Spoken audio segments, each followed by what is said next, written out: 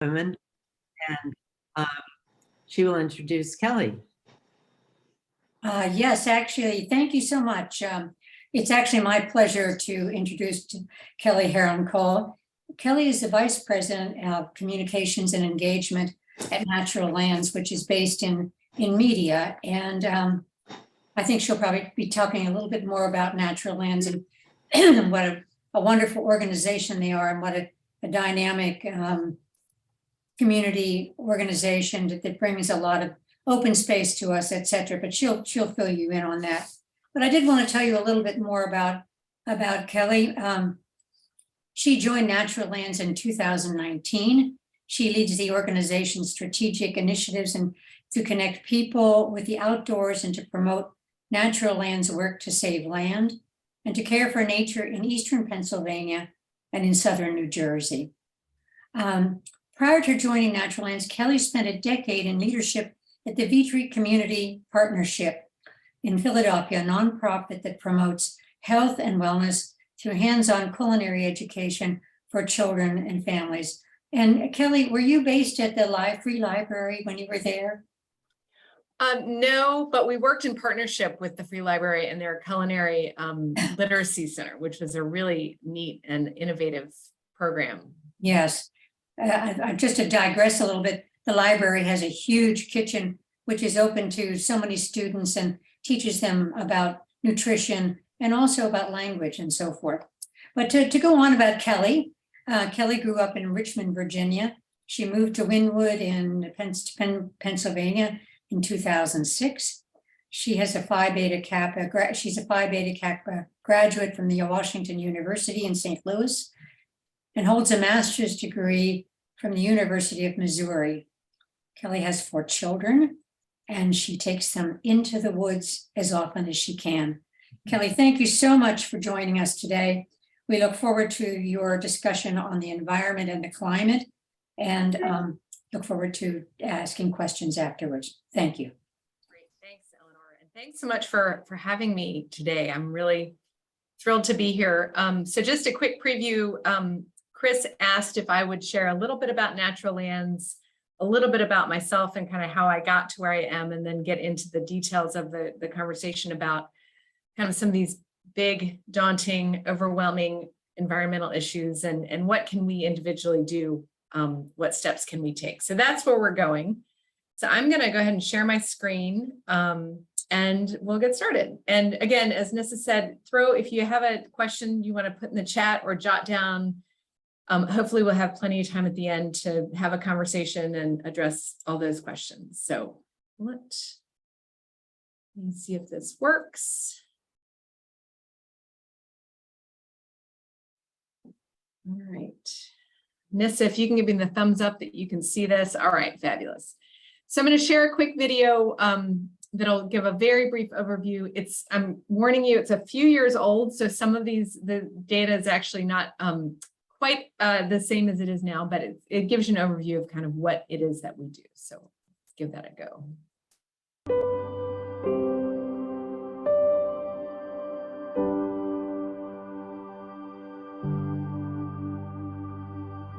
At Natural Lands, we believe in the power of nature. To delight, to spark curiosity, to inspire, and to bring us together. That we aren't just connected to the natural world, we're inseparable from it.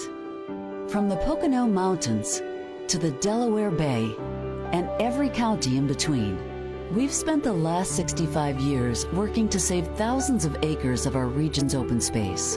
And all of it is open to you, every day, sunrise to sunset, free of charge. So make a date with nature.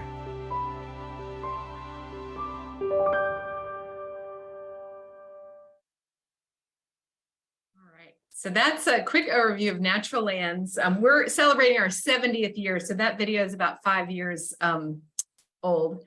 Just a quick history of our organization.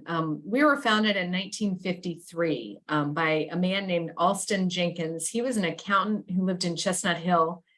And the story is that he took up birding at some point in his life, and he had 4 kids at home and often liked to get out of the house because 4 kids is a lot. And he ended up being a big birder, and he became a conservationist. And he and a group of fellow birders heard that the Shell Oil Company was planning to dredge the Delaware River and dump the spoils of that dredging into the Tinicum Marshes, which was a big wetlands area down by the airport. That area is now John Hines National Wildlife Refuge. So we count that amazing Philadelphia resources as one of Natural Land's first land protection successes. So that's kind of how we got started.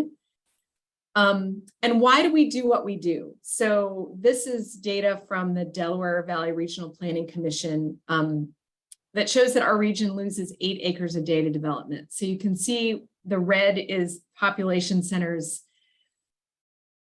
And these are the 5 counties, Philadelphia, Delaware, Chester, Montgomery, and Bucks counties, and what they looked like 100 years ago and what they're projected to look like 15 years forward. So all of those spaces that are still white here on the 2035 map, we are working actively to conserve so that we can maintain that the benefit of that open space. And we'll talk a lot more about what those benefits are as we go on. But we talk about our mission in 3 categories, that we save open space, we care for nature, and we connect people with the outdoors. We do all of these things in a number of different ways. So with open space, we have a network of 42 nature preserves and 1 public garden, which hopefully you've gotten to visit Stoneleigh Garden in Villanova. It's an amazing spot, for a total of 23,000 acres. We work to add conservation lands to parcels that are already cared for by others. So we will add to state parkland, we will add to state game lands that effectively achieves the conservation, but then somebody else is taking care of it in the long run. We work with landowners to conserve their properties. We are responsible for another 23,000 acres of land that other people own, but it's our job to make sure it stays conserved. And then we work with municipalities to help them save their open space through planning and zoning when they're actually doing development. So that's a quick snapshot of how we save and conserve land. And then we care for nature. So we work very hard to restore habitats that are on our preserves. I'd mentioned earlier, we have about 100 staff, and over half of those are dedicated to the preserves and to the Stoneleigh Garden. So they do all sorts of great natural areas restoration projects. We also work with others to help them manage their lands, whether it's a park system or a municipality. And then we offer written resources, both print and digital, for landowners. And then we do a lot about connecting people with the outdoors. So helping people understand why this is important. So one of the facts in that video that is still true is that all of our preserves are open to anyone and they're completely free. We host lots of events on our preserves to encourage people to come out and enjoy. We have a very robust volunteer program, and we work with a number of communities around the region to help bring nature to their locations. So pocket parks in Coatesville, schoolyard restoration in Pottstown, some riverfront development work in Chester are some of the highlights there. And we're a member-supported organization. So we're a nonprofit, and we rely on members and donors to help make our work possible. So Eleanor talked about this a little bit, but just a quick roadmap of my journey. As she mentioned, I did grow up in Richmond, Virginia, and I was super lucky to have a neighborhood that had woods behind our house. And so spent a lot of time exploring. My true love of nature, though, came in the Shenandoah Valley in Virginia. I don't know if you've ever had a chance to get down there right off of Route 81, but was really, really lucky to go to an overnight camp there in the summers. And this was a really outdoor experience. It was outdoor showers and outhouses and camping and being outside and bugs and snakes and the whole 9 yards. So that's one of my favorite views in the world. I did go to Washington University in St. Louis, which took me into the Midwest, which is a whole different experience. I lived there for 16 years. And over the course of that time, I had these 4 little munchkins. They are now 16, 18, 21, and 23. So they've grown up a little bit from this, but they were really cute when they were little. And when Adam, who is the littlest blonde one in the picture, went to kindergarten, I went back to work and started working for Mark Vetri, who, if you're not familiar with him, is a chef in Philadelphia, an Italian chef, and he and his business partner had just started a nonprofit organization called Vetri Community Partnership. And I kind of talked them into hiring me and helped them grow that nonprofit to be what's really now an amazing and impactful organization, and really loved my time there. We did nutrition education and culinary education. It was a lot about teaching kids and families how to cook nutritious food for themselves. And then in 2019, I joined Natural Lands. And the funny story is I have 4 kids and I needed to get out of the house, just like Alston. And I Googled hikes near me, and it brought me to Hildesee Preserve, which is where I am sitting right now in our office here on the Nature Preserve. And all the stars aligned, and the job that was available was 100% ready for me, and it worked out beautifully, and I'm so happy to be here. So the question for the day is, what can we as individuals do in the face of daunting environmental challenges? And I'm definitely going to talk today about the changing climate, but we also have a biodiversity crisis. There was a report that came out about 2 years ago that 1 billion birds have been lost in the last 50 years. There are estimates that something like 1 million species of insects and other animals are going to go extinct in the next 20 years if things continue to go as they're going now. Things that kind of make me feel really stressed, even as I say them out loud. They can be really overwhelming. They can feel almost hopeless. So I think the question that you all are asking today is such a good one of, like, what can I as an individual person actually do that might make a difference here? So I'm going to share all of the things that I'm not going to talk about today. So certainly there are lots of really great steps that we can take in terms of, industrial scale solar and driving higher efficiency cars and eating less meat and more vegetables that absolutely make a difference. Those are not my areas of expertise, so I'm not going to talk about those.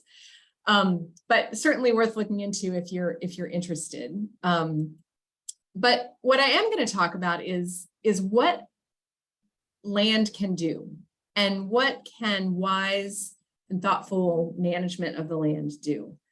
And then particularly talk about what land do we as individual people have any influence over.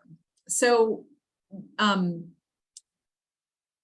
mentioned today that I saw a bald eagle on my way to work today swoop down in front of my car and pick up a squirrel off the road. And as a woman who grew up in the 70s, I really thought those bald eagles were done for, right? I just remember being a little kid and thinking, there will be no bald eagles. And here they are in our neighborhoods.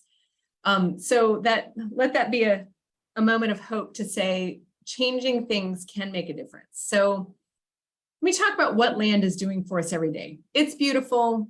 It's a sunny day. The leaves are gorgeous. All of that is true. But land is actually working very hard on our behalf all the time.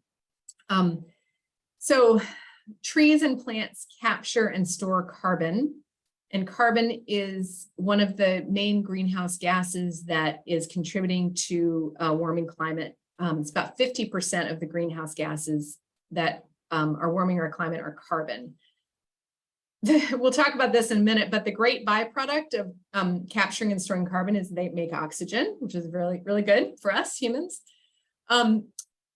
Open space and natural areas manage our water. so they can reduce flooding and prevent water pollution. So in addition to keeping our basements dry, it puts less stress on our water treatment systems.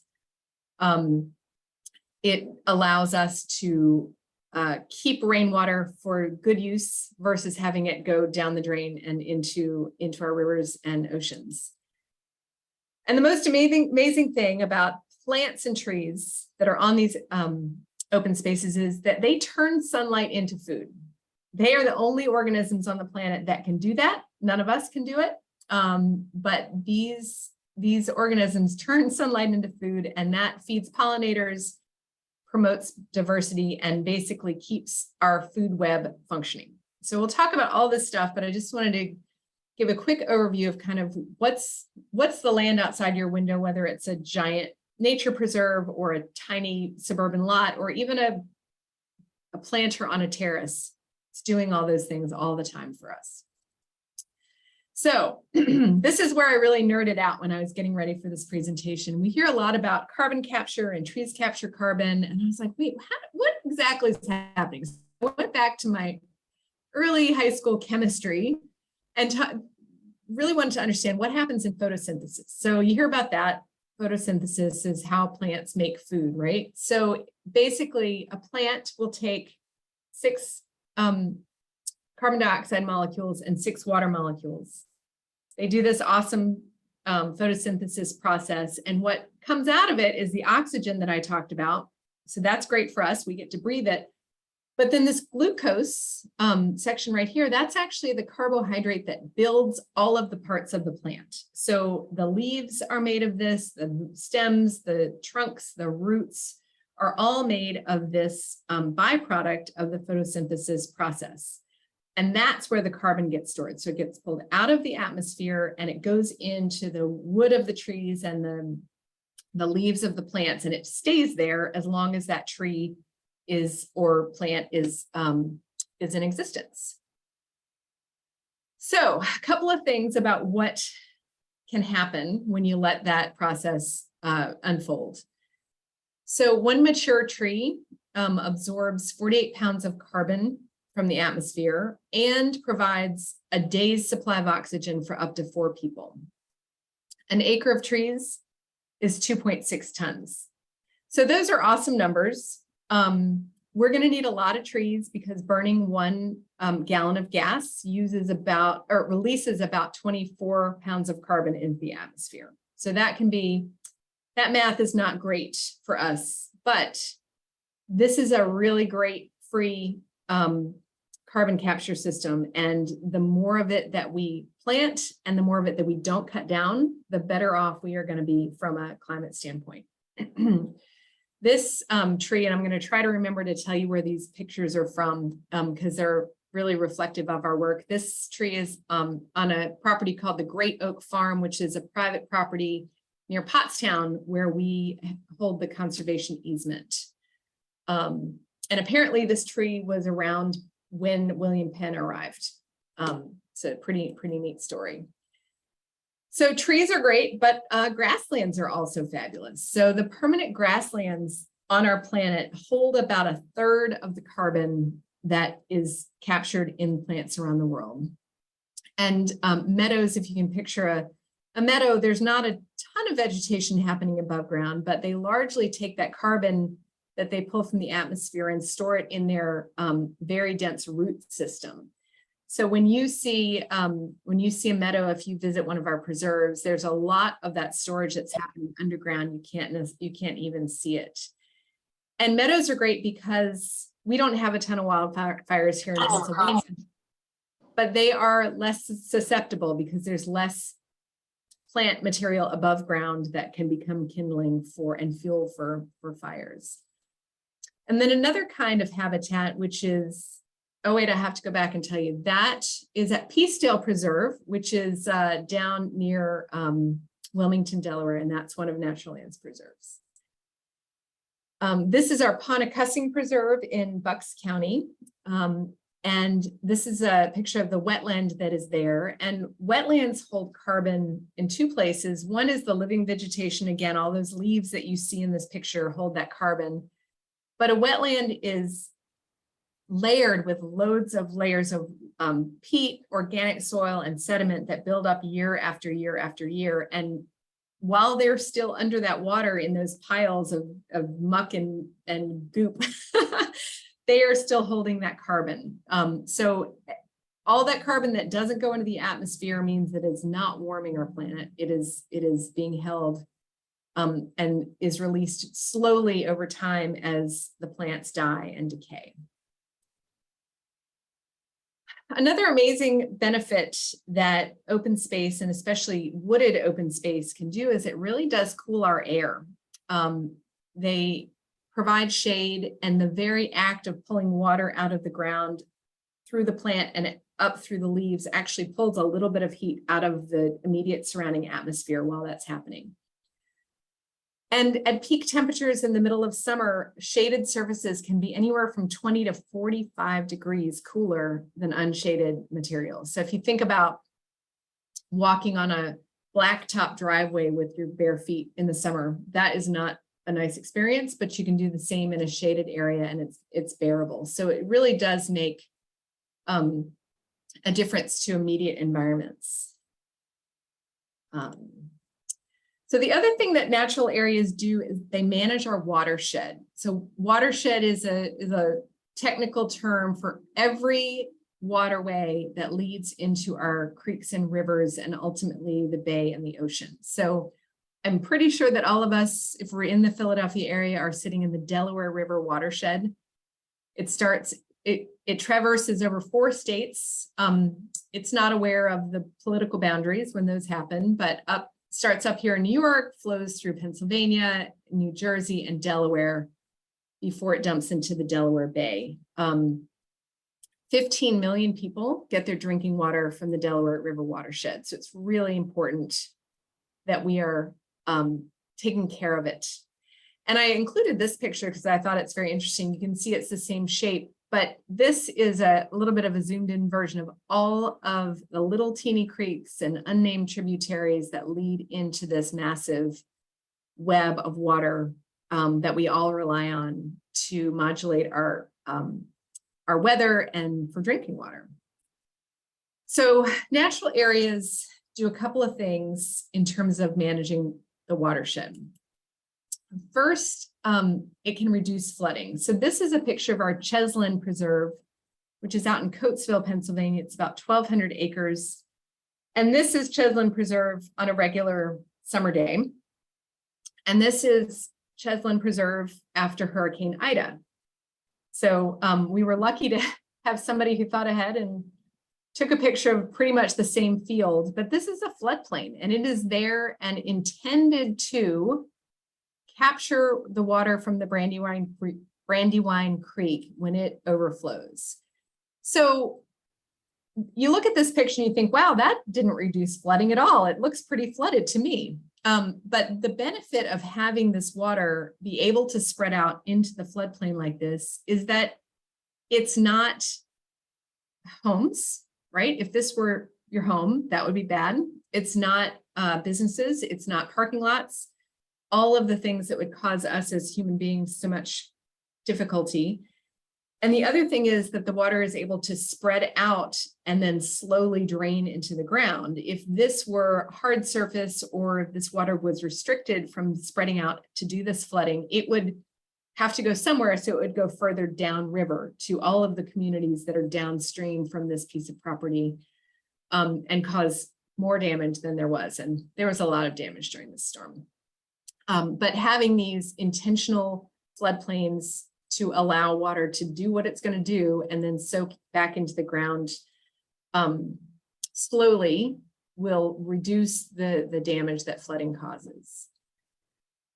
Another big thing that natural areas do is prevent pollution in our water, basically gives us clean drinking water. So if you think about a rooftop or a driveway or a parking lot, there are all sorts of pollutants that build up on those surfaces, from different kinds of dirts to different kinds of nitrogen, oil and grease, trash. Those things all land on our rooftops and our driveways and our roadways. And land can capture all of that bad stuff before it goes into our waterways. And that's why we talk about being really strategic about how we manage the areas around our water. So I have an example here of, this is a rain garden at Stoneleigh in Villanova. And you can see we have a parking lot. My son gives me a hard time all the time and says, you don't love nature, you build parking lots on your properties. Well, yes, we do build parking lots so that we can invite visitors in, but we're very careful about how we manage the water around those parking lots. So in many of our preserves, we have rain gardens next to our parking lots. So when the water falls and rolls off the paved surfaces, it gets caught by this little mini natural area. And I have a diagram on the right here that shows that what you plant in those areas makes a really big difference. So I don't know if you can see here, this little teeny diagram, this is Kentucky bluegrass. This is typically what you would see in your front yard or backyard. And this is how deep the roots of Kentucky bluegrass grow. So it's about 2 inches. It's not much, just a little bit. But if you plant a native switchgrass, for example, that grows about 4 feet, its roots go 7 feet down in the ground. And so all of that additional surface area is sucking up all of the water that's flowing off of this parking lot. And basically, instead of allowing all of those pollutants that were listed on the last slide to rush into the stream that would then rush into the river and then rush into the bay and then the ocean, it's captured right here in this little rain garden. And this rain garden is actually gorgeous too. So a little bonus on this natural ecological services is that it's usually very gorgeous. So another way that we try to capture runoff, and runoff is the water that's coming off of those surfaces, is to capture it with what we call riparian buffers. And that's just a fancy word for planting trees and shrubs alongside streams, basically buffering the streams from any water that's running off of agricultural fields or neighborhoods that might have fertilizer in them or pesticides or any of those things. So really trying to create a natural sponge on either side of the waterways. And these are examples of the kinds of things that we do on our nature preserves and encourage other landowners to do, and especially large landowners. It's hundreds and hundreds and hundreds of miles of waterways in that watershed that I showed you before. And so it's quite an interesting challenge to try to connect with all of the people who have influence over all of the stream banks in the entire Delaware River watershed. But it's something that we and our colleagues are working on doing. So here's the third big ecological service that land does for you. Trees and plants turn sunlight into food. They are the primary producers of food that we as human beings can eat, also that insects can eat, and small mammals and birds, and basically every other living thing relies on. So we think about food, vegetables, fruits, but a really important food source that plants and trees provide are acorns for small rodents, small animals, for the squirrel that then fed the eagle that I saw on my way to work this morning. Their leaves are super, super, super important for insects. In fact, some insects can only eat one kind of leaf. Many of you might know the monarch butterfly, the gorgeous orange butterfly. This is a milkweed plant, and the monarch caterpillar can only eat milkweed. Anything else, it cannot eat, it cannot process, it will not thrive. So if there is no milkweed, there are no monarch butterflies.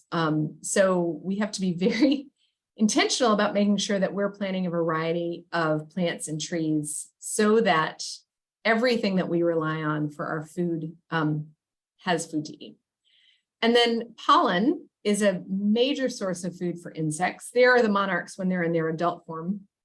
And that, again, is something that plants create in that photosynthesis process, and really are kind of wonder organisms. So plants are the primary producers of food. And I just wanted to share one very small part of the food web. And that is that the life cycle of the Carolina chickadee. So you may, I don't know if any of you all are birders, but you probably are familiar with this cute little guy, really common on feeders in our area.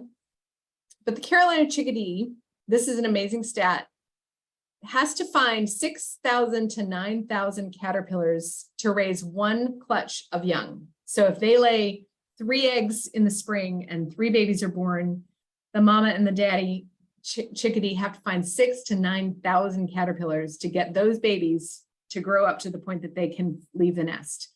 Sometimes they do this twice or even 3 times in the year. So where do they get all these caterpillars? They get them off of trees. It's trees and plants where those caterpillars, like the milkweed caterpillar that I shared before, can grow. So if we don't make the effort to make sure that the land is saved, that the land is cared for, and the land is planted with the right things, we could lose these species. And as I shared before, there are species extinctions happening, unfortunately, all the time. So it's upsetting and overwhelming, but we do have agency to make some changes to make sure it doesn't happen. So I picked, because it's fall, pictures of 2 of my favorite trees. On the left, the yellow one is a ginkgo tree. They are awesome. They are so beautiful. They support 0 species of caterpillar in Pennsylvania. That's because they are not native to Pennsylvania. They support lots of wildlife in their native area, which is in Asia. But here in Pennsylvania, ginkgos do not support any caterpillar species. On the right is a white oak tree, also gorgeous, and it supports 577 caterpillar species. So I don't know how many of you all are gardeners or landscapers, or have that be part of your passion, but it's been really interesting for me to think about planting in my own space plants and trees so that they will be eaten by bugs.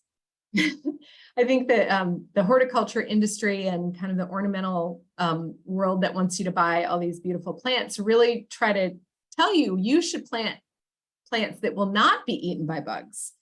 But when you start to think about this kind of paradigm of what can I do to help solve these problems or at least not make them worse, the more that we can plant trees and shrubs and perennials that will be eaten, the better that we're going to be. And there's, I mean, look at this tree. They're still gorgeous. So I liken this to saying, a ginkgo tree is beautiful. I love ginkgo trees. But in terms of ecological benefit, it's really more like a sculpture than a tree. So if you look at a ginkgo tree and you think that's a beautiful sculpture, and you look at an oak tree and say that is a beautiful bird feeder, you're getting a little bit closer to kind of what the impact of those choices, planting choices are. So here's where we get into the what can I do? And the first thing that I like to encourage people to do is to think about the land that you influence. I am super lucky in that I work for an organization that has 23,000 acres that we can make these choices. In my personal life, I have a little less than 1/4 of an acre in Penwyn, Pennsylvania, where I can personally make those choices. But not everybody has land. Some people do, and if you own land, then by all means add it to the list. But there are also different places that you can think about where you can have some influence. So your front stoop, if you plant a milkweed plant in a pot on your front stoop, monarch caterpillars will find it. Your roof, if you're a city dweller, if you live in Center City or other urban areas, there are lots of rooftop gardens that can be done. Your yard, of course, if you have one. Your place of worship, a lot of churches and synagogues have natural areas or lawns, landscapes that if this is something that you decide that's important to me, you can talk to the people about that make decisions about that. Your schools, lots of school districts have lots of land that they're planting trees and shrubs on, or just lawn. Your park system, your homeowners association might have a common area. If you live in a retirement community, they might have some outdoor space. Your alma mater. I love going to university campuses and thinking, gosh, there's so much land here. What if we did this and this and this with that? So maybe you're involved with your university and can make your passions known there. Your corporate campus. There are a lot of large corporate campuses that have lots of land. Your sister's yard, your daughter's yard, your mom's yard, your neighbor's yard. I'm sort of kidding about that, but there are a lot of places that it doesn't just have to be on a nature preserve, and it doesn't just have to be on a park, in a park. And we are super lucky to have Doug Tallamy on our board of directors. He is a New York Times bestselling author and a professor at the University of Delaware, and he has started a nonprofit called Homegrown National Park.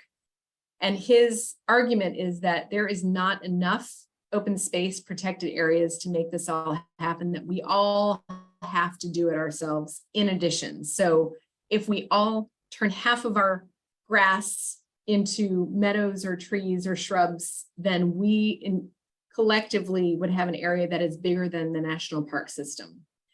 So, so that's one thing to think about.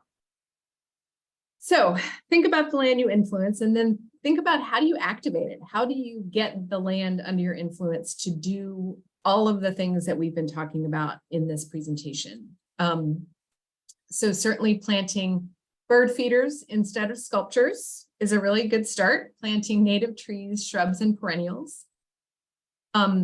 Removing invasive plants. There are a lot of plants that come from different parts of the world that don't stay put.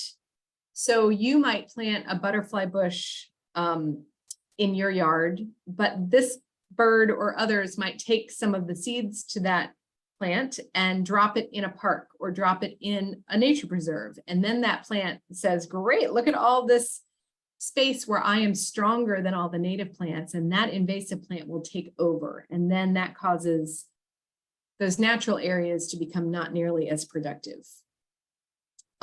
Talked about reducing your lawn.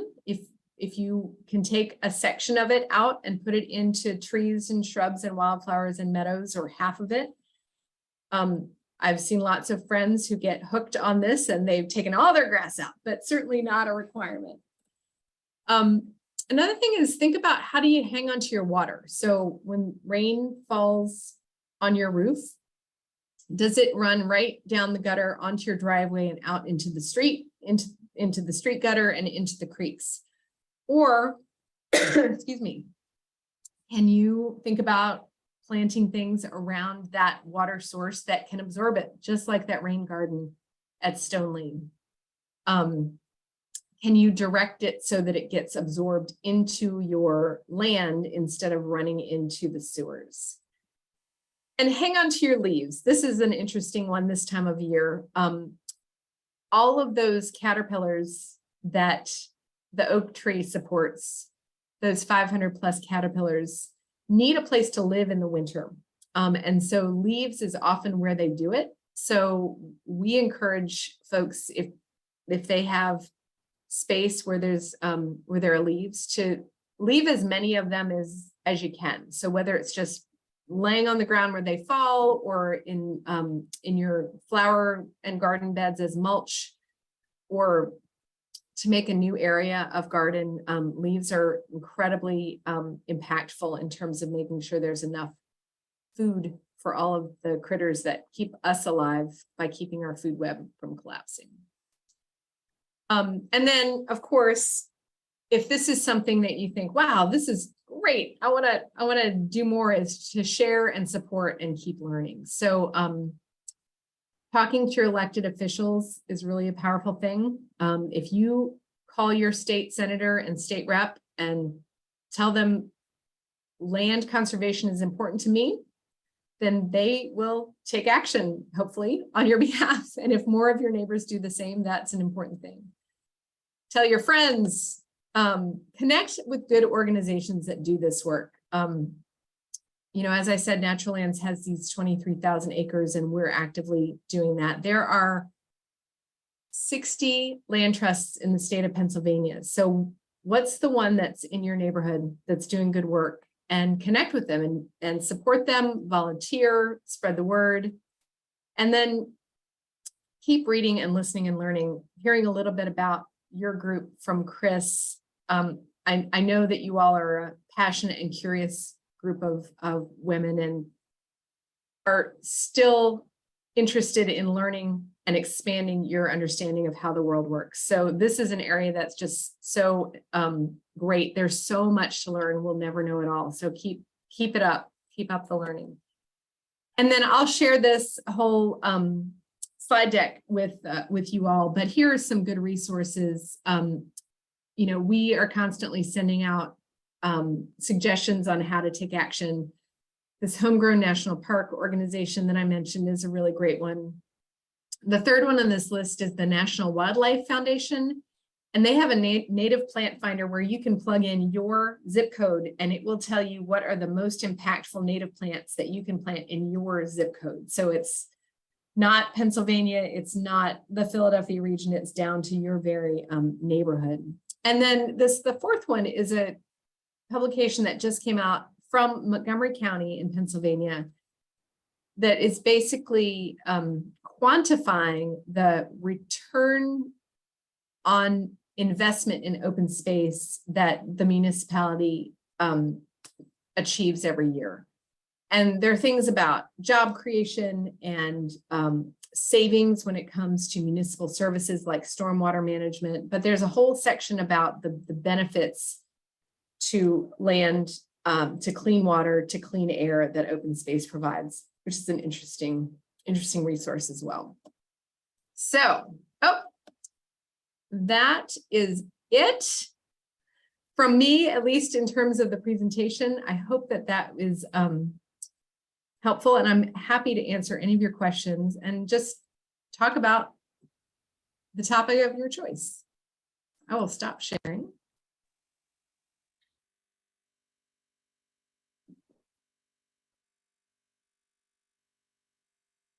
Okay.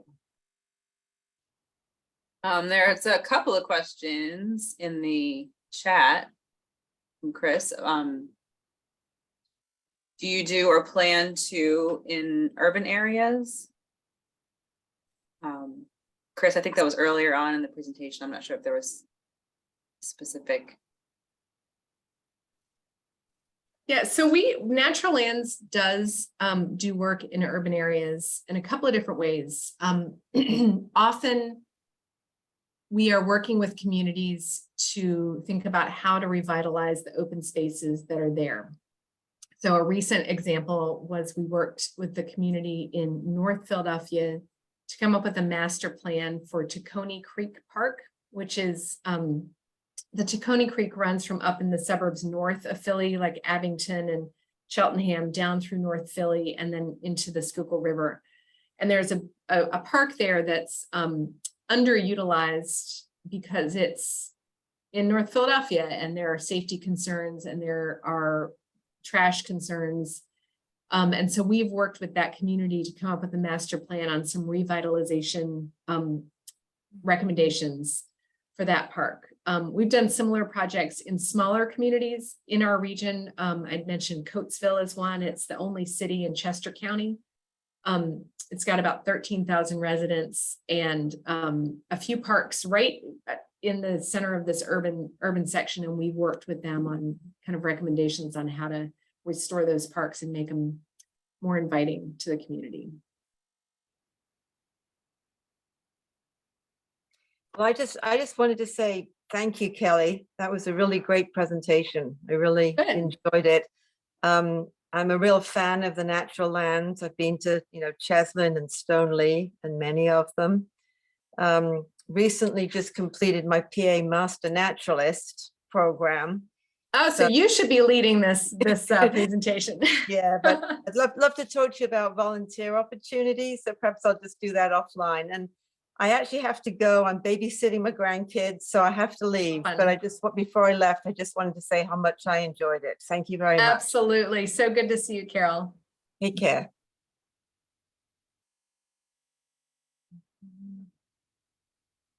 So we do offer lots of volunteer opportunities across our whole network of preserves. Last year, we had about 600 different volunteers who donated 14,000 hours worth of work. We would have had to hire 7 1/4 full-time employees to make that up. So we really are so thankful for folks who are willing to come and give their time and energy and effort to volunteer on our properties.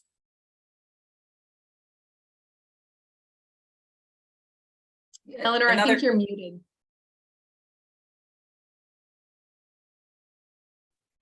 This is such an overwhelming subject. I think sometimes, I feel like, how can I tear down a smokestack, or do I need to buy a Tesla, or whatever it is? But I mean, the sense that I could actually, and I'm in a townhouse and a small property, but putting out, I mean, I have a little garden, and I'm so excited always to put out as much foliage as I possibly can. And it makes me feel good to hear you say that even putting a planter out to provide something for the critters that live there is really important. So, it really brings it down to what you can do as a person, rather than feeling like it's overwhelming. It is overwhelming. It is. It is. One of the things that we have been saying a lot lately is that no one can do everything, but everyone can do something.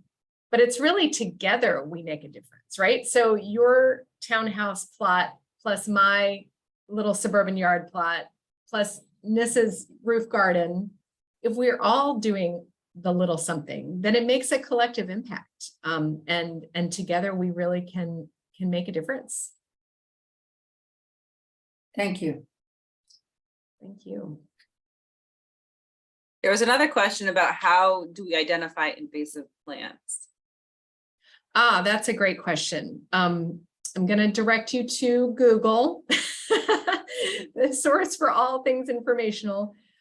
There are loads of resources on the internet about what is invasive, especially in our neck of the woods.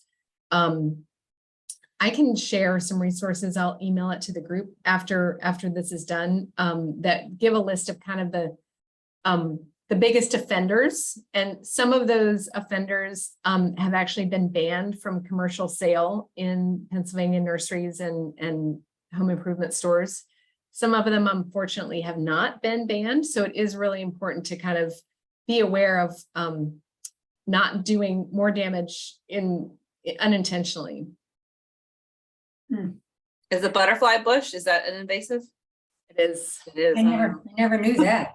Ooh. Yeah, I know. It's one. So yeah, it's one that it doesn't, it's a non-native plant. So it doesn't support the insects that live here. It does provide some pollen to butterflies once they're actually have become butterflies. So it's not 100% awful.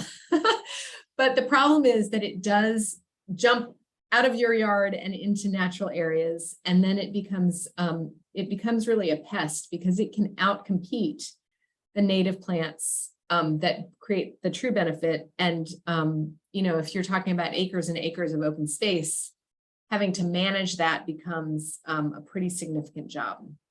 Didn't know that. Yeah. There's another comment that's from Mary, says natural lands advocates turning ponds to wetlands. I wonder about the advantages of this. Oh yeah, that's a great question. So one of the things that I love about my job is that I learn something new every day, without a doubt. Every day I'm like, oh, I never knew that before. So one of the things that I learned in the last 3 years is that there are no naturally occurring ponds in this part of Pennsylvania. Ponds were typically formed during the last ice age, when glaciers moved in and out and over the land and created these big pockets. So when you start to get up into the Poconos, some of those lakes and ponds are natural, but in the Philadelphia region, everything is man-made. They're all made by damming up a creek or a stream, and they're often made to serve the agricultural function of what our land used to be. So if you had a farm, you might want to make a pond so that you would have water available for your livestock, that you would have water available if there was a fire on your property, that you would have access to that water. But what happens with ponds is that it creates, obviously backs up the water to create the pond, and then the water temperature rises. And so, because it's sitting in one spot versus, if you can picture a stream just flowing down, if it's sitting in one spot, sitting in the sun, the water gets hotter, and it really impairs the quality of that water. So as it goes downstream, it takes all of those pollutants that might have gotten caught in that warm water and takes that downstream when it eventually ends up back in the stream. So it also attracts Canada geese, which were originally made or evolved to mate on the tundra up in Canada. And so when we have these flat lawns with water source right there, the Canada geese are like, why on earth would I migrate back to Canada when you've created a tundra right here for me? So that's why the Canada geese love open lawns and ponds, and they their waste produces a lot of problems for water quality. So when we can do it, when funds are available, we will remove the dams and allow those streams to become back into wetlands. So we do very intentional plantings of water-loving shrubs and perennials and trees, so that, again, that creates kind of a natural flood zone, floodplain for that creek, because it'll rise and fall out of its banks. But an interesting story, if you're familiar with Stroud Preserve near Westchester, there was a pond there for years and years. One of my colleagues said that his children used to fish in it, and his children were really, really mad at him when he oversaw the transformation of the pond to the wetland. But they have aerial photos of this piece of land from 75 or 80 years ago, before the pond was built. And they have the stream follows its course in these historical photos. So they went through this whole restoration project, took out the dam, planted the plants, and then the stream kind of just goes where it's going to go.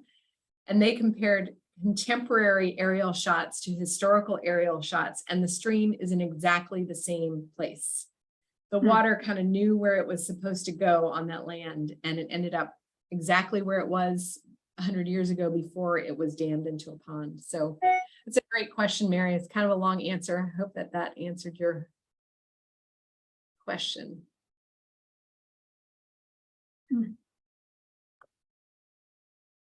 You're on mute, Mary. Just thank you. So interesting, definitely. Yeah. Sure. The other benefit of a wetland versus a pond is it's much more diverse in terms of the kinds of vegetation that will grow there. Obviously, if it's water, it's just water. And if you allow the water-loving plants to kind of fill in, you'll end up with hundreds of different kinds of perennials and shrubs. And for every different kind of shrub you have is the different kinds of insects that are supported. And for every different kind of insect is supported is the different kind of bird that will be supported. So you end up with a much greater diversity of wildlife that is supported by that piece of property over when it was full of fish for your kids to catch. Wow. Kelly, you said earlier that described this group as women who want to keep on learning. Oh my goodness, you sure have kept me learning today. That's wonderful. I'm so glad. Yeah. I figured this was a safe group to bring out a chemistry formula with. I don't know, is that okay?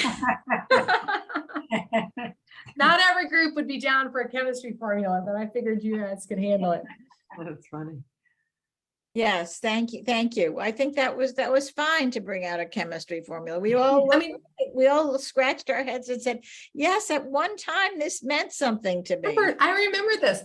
Yeah, I mean, Chris, you were the one who encouraged me to think about talking about the why, right? So sure, plant native plants, great. But why? Like, what's the point? What is happening underneath the surface? And I think that that's one of the things that's so fascinating about nature is there are people who know the answer to all your questions. The why has been answered, but it is not common knowledge for a lot of us. And I personally find it really fascinating. You can tell we love your enthusiasm. Yeah, right.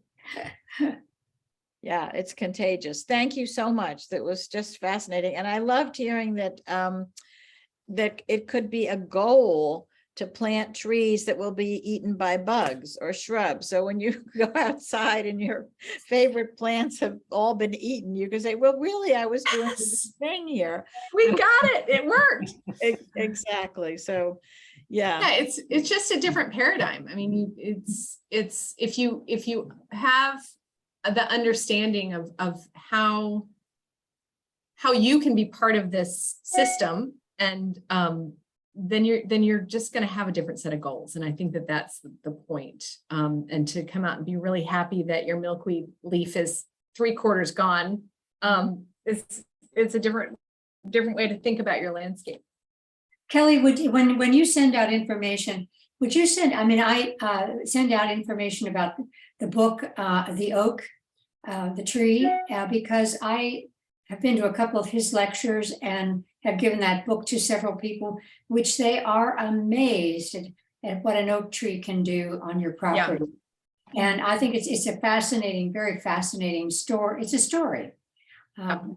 So I think everyone would enjoy reading that book or giving it even as a gift if they took a look at it. Yeah, that's great. I will definitely share that with you. This book is called The Nature of Oaks, and it's by Doug Tallamy, who I was talking about, who's our board member. And if you ever get a chance to hear Doug, he's amazing. He's so smart, so passionate. And he'll if today didn't spark any passion, go to Doug and he'll spark the passion. Definitely would. Well, thank you so much. We are so grateful, Kelly. Thank you. Yeah. Thank And you. Thank you. everyone else, you will get a recording of this program, so feel free to send it out to all of your friends or people who have missed today. We never can find the perfect time, but we know you all enjoyed it. Thanks so much. Thank you. Thank you for your time, Kelly. Nice to meet you all. Yeah. Thank you. Thank you. Bye. Bye. Bye-bye.